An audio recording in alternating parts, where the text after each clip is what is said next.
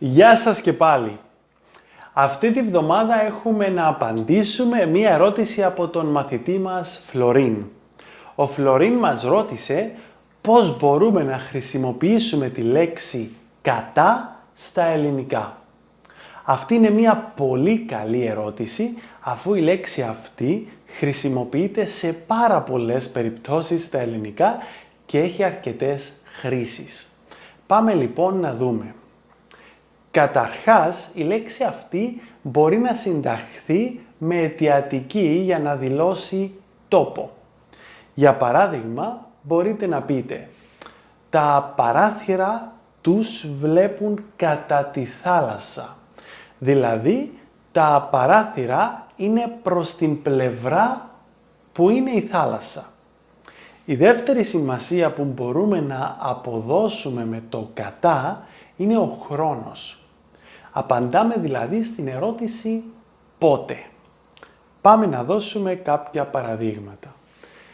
Κατά τη διάρκεια της ομιλίας του, ο κόσμος άκουγε με προσοχή.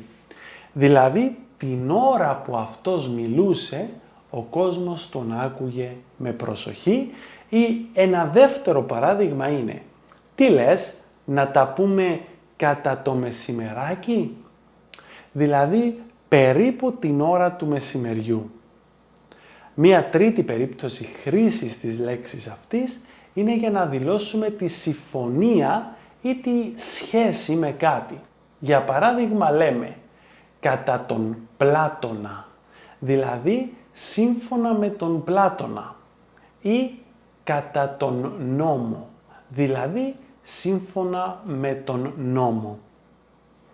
Το κατά τώρα, όταν συνταχθεί με γενική, αλλάζει νόημα και έχει διαφορετική σημασία.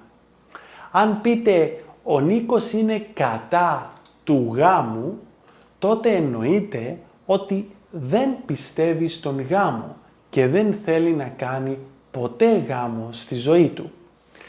Κάποια άλλα παραδείγματα είναι «Ο Πρωθυπουργός είναι κατά του πολέμου» ή «Ο πόλεμος των Ελλήνων κατά των Περσών διήρκεσε πολλά χρόνια».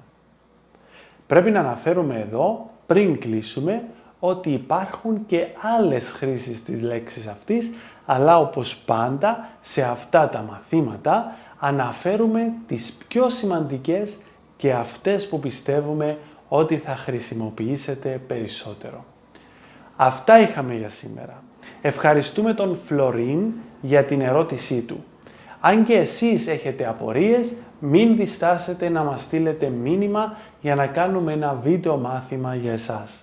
Ευχαριστώ πολύ. Γεια σας.